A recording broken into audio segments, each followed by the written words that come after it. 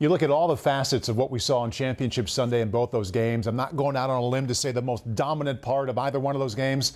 The 49ers run offense just squeezed the life out of the Packers from start to finish. Perfect example came early in the second quarter. Yeah, I mean, the 49ers, Shanahan, he's a genius in the run game. So, one, he's a genius. He's really creative. He's fearless with trying new things. And then he's got talented guys who can block and know how to be coached and understand techniques. The Green Bay Packers are in a run defense here, like all the way. This is what we would call a bare front. It's, it's basically 3-on-3 in the middle, right? You got your two guys here to kind of set the edge, all right? And this one, Zadarius Smith is really actually worried about this inside gap, all right? But that's how it's playing out. So you got 5 guys on the line of scrimmage with 2 linebackers right here. So there's 7 guys within 4 yards of the football. All right, and you think, okay, we're going to run this because we want to stop the run game, and especially we're worried about, the Shanahan inside zone and outside zone that hit up in here so much of the time, and that's why they're playing this bare front, which is 3-on-3 in the front there. But the problem is Shanahan's smart, and he sees them. Oh, okay, they're trying to stop our inside run game. That's great. I got a bunch of plays to get on the edge that say, screw your inside run defense. And that's where they're brilliant. And let's go to the next picture to kind of show and sort out how they block this. All right, so here, McGlinchey double teaming right here. All right, now this is where the play is really brilliant. You can see the center, he's kind of reach blocked. All right, Frank Clark, they're kind of 2 on Lowry, while Laken Tomlinson's going to try to come up after he kind of gives this a little bang. He's going to try to get to the second level. All right, so you got that aspect of it. Also, McGlinchey after this, he's going to go back to the second level. But here's the brilliance of it, Paul. Like, you would think, Kittle, you got Zadarius Smith over you. You might want to block him. Right. Shanahan goes, no, we got a fullback for him. Let him fly by you, and you get up to the second level on Goodson, and we'll let Juszczyk block Zadarius Smith. So now, and the thing that Juszczyk is going to do is he gets on the outside shoulder of Zadarius Smith. And, of course, you could see Kittle already has the outside shoulder of Goodson right there being blocked too. And now you're in trouble because here's 1, 2, 3, 4, 5 guys. The ball's going outside, and they're all stuck between the right guard and the backside tackle. They're in trouble. They're in trouble on any edge run. And then now let's go to the next picture to show this. Because Shanahan, like the Baltimore Ravens and his use of the fullback, he creates extra gaps in the run game too, and that's what you got to be careful about. But now you see McGlinchey, right? He's about to, you could see his eyes. He's about to come off because he's going to stop Blake Martinez as he's trying to fast flow to get to this gap right here. Okay, Kittle's coming up to block Goodson. He's got it. Like I said, there's Juszczyk on the outside shoulder as Zadarius Smith, so he's going to be able to run right through that alley. Now, there's only one guy left. Like, there's one guy left to secure the edge, and this is the other part of it. You're going to have to trust me. Is there's a DB out here to worry about setting the edge. Is he down here? Or is he's a little outside, just out of the screen. But the 49ers receivers are phenomenal run blockers. And let's go to the next picture. One more picture down. Here we go. There's that receiver. There's Jair Alexander, who was responsible for this outside gap. Okay, he's pushed him upfield to now where he's kind of like, oh, man, maybe I can dive and get him, but I don't, you're not going to get him. It's too big. Look at the hole we got here. Huge. And now, look, you can see McGlinchey's coming off. He's going to seal Martinez. I mean, George Kittle, the psycho he is, of course, he's going to be blocking and going a million miles a second. And they got him creased right here on the edge with a creative scheme. And it's just another brilliant run design, also really well coached and really well executed to where, go ahead to the next screenshot. I mean, the next picture. So there you go. There's McGlinchey, who picked up Martinez. He's just going to stay on him. Martinez is doing a good job of trying to fight over there, right? Kittle's still on him, but there's just too much space. I mean, Mozart could probably go there and still smash it in for 5 more yards, but he sees this cutback lane too, right? Yeah. So they have a huge gap, and they have gaps unaccounted for now because of the creativity of what the 49ers do run blocking wise.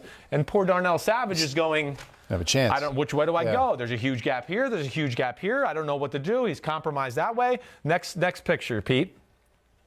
Next picture. There you go. And I do believe that's Savage who kind of trips up his feet as he's just about to go by and makes the tackle. But, that was what, a 14-yard gain? And I would say the first 7 to 8 of it, he didn't even have to worry about anybody touch. There were so many plays like that, and maybe it was more scheme than effort where the running backs weren't touched. They weren't even slowed down until they had a full head of steam behind them. Yeah, no, I know they weren't. But they got a different animal this week. Now, the Kansas City Chiefs run defense in the Super Bowl, it's been one of the better run defenses in football the last 7 or 8 weeks of the year and into the playoffs. And they're certainly better at run defense than this group in Green Bay. I could tell you that. We're going to get to that in a moment. But before we do, I'd like for you to show one example of how it's not just about the 49ers running backs. The receivers touch the ball in the run game, too. They do. And this is where, again, very similar.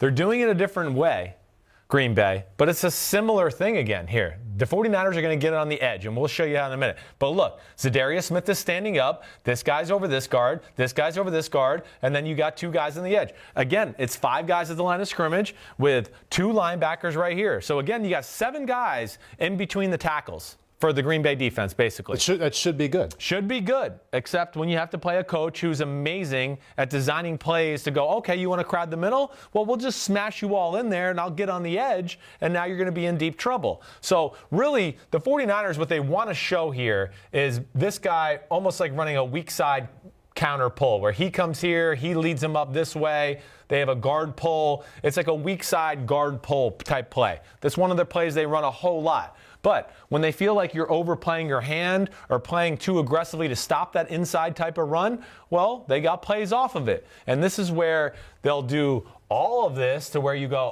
okay, they're running that play. Oh, wait, here comes Deebo Samuel flying around. And as he starts to fake like he's going that way, he wheels out and comes back around with him to be a lead blocker for Deebo Samuel. So let's show how they do it. Go ahead, Pete. Next picture.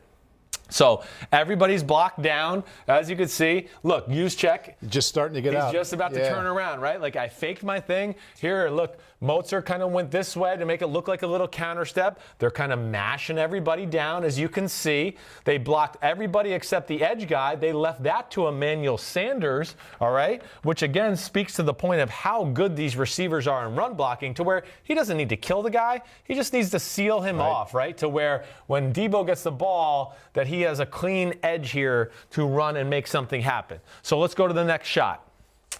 Next shot. Look, I mean, Kittle, he's ready to seal off this guy. You got guys sealed off here. All right. Look, Emmanuel Sanders is still blocking.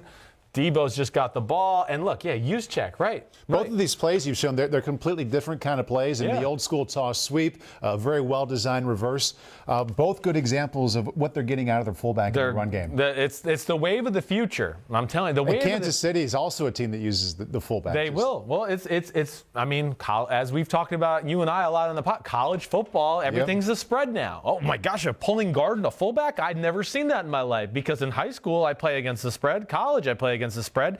And now you're pulling a guard and throwing a fullback at me? I'm not used to that. Where's the bubble screen to the wide receiver? Like, that's what the world has become on offense. And you're seeing the really good offenses are actually going back to the old age of, like, Cowboys, Giants, and we're going to run the ball and play smash mouth football. And so, yes, to your point, Emmanuel sealed him off. Kittle's worried about anybody coming this way. He's got him. And you got Juszczyk to go one-on-one with Tramon Williams or Darnell Savage. Advantage 49ers, fullback versus a corner or a safety. And let's go to the next shot, Pete. I mean, are you kidding me? Yeah. They're screwed. You know, the O-line has come off the fake of the run block, and now they're all over here, right? And you could see there's Juszczyk on Tramon Williams.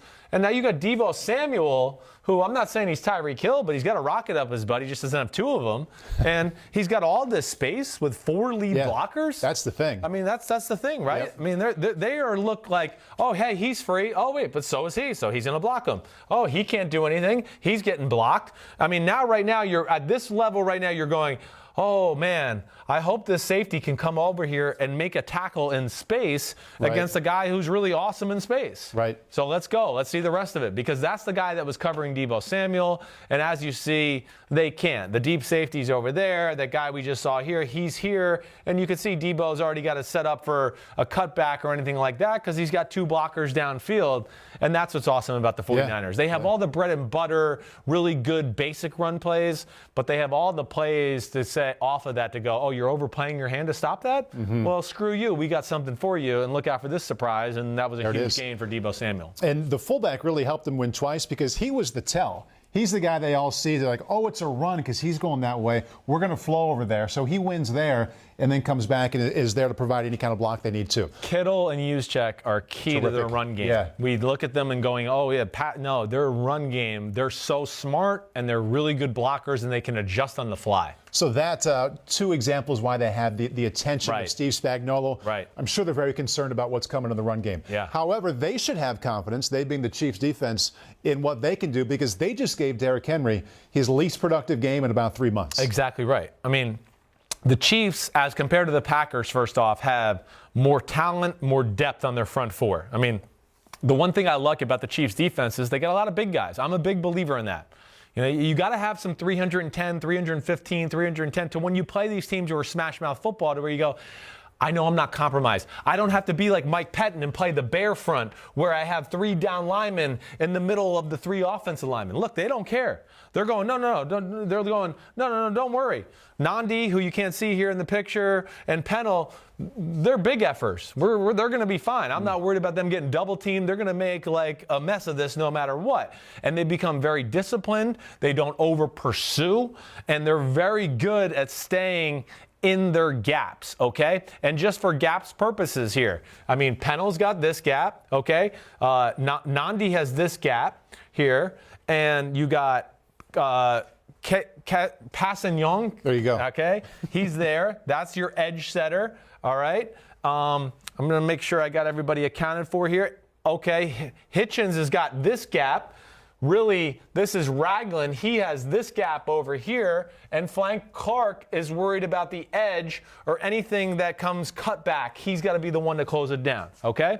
So that's really how this run defense is going to work. Now, let's go to the next picture because it's outside zone left, and there's a fullback to your point what we talked about with Juszczyk, right? So, as you can see, all right, now Nandi is on the outside edge of the guard. They couldn't reach block him. They couldn't. So he's out there being annoying, and he's actually read it to such a good extent, too, to where he's really in his gap. They got 2 guys here. They're ready for it because the fullback's going to create another gap, right? So they're ready for it.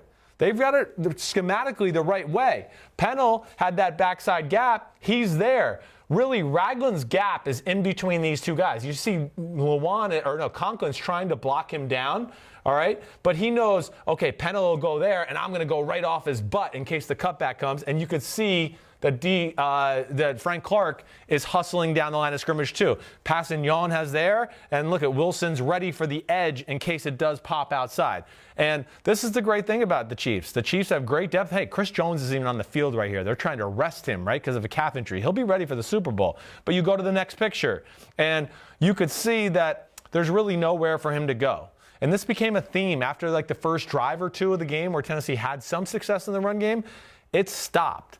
The Chiefs linebackers started playing downhill. They stopped worrying about like, oh, this is my gap. I got to stay in my gap. They just finally said, wait, there's a hole there. Most likely the running back's going to run through the hole. I'm going to run through it too. The linebackers played downhill, and their D linemen hustle. They're big, and they got depth, and they stay fresh and talent. And that's where I think they're going to pose some problems for the 49ers in their run game too. And it's 2 weeks in a row against a very good offense that they've gotten better after a shaky first quarter. Yeah. Really strong as you go from second to third to fourth quarter. They do. And I think that speaks to, one, their coach, Steve Spagnuolo. He's really smart. I mean, hey, we saw him dethrone 2007 Patriots and Brady, right, with 2 weeks off for the Super Bowl. So he's smart. And then he's got talented guys up front who are big and nasty. And they have depth. So they can continue to cycle in fresh bodies, too. And that was an issue for Green Bay last week. Green Bay, lacked so much depth on their D-line that when they wanted to rest their guys, they had to get into nickel and dime and actually get smaller against a team who was smashing them in the face. And that doesn't make sense. The Chiefs will not have to worry about that. Hi, I'm Mike Tirico, and thanks for watching. Make sure to hit subscribe for the latest news and highlights from NBC Sports.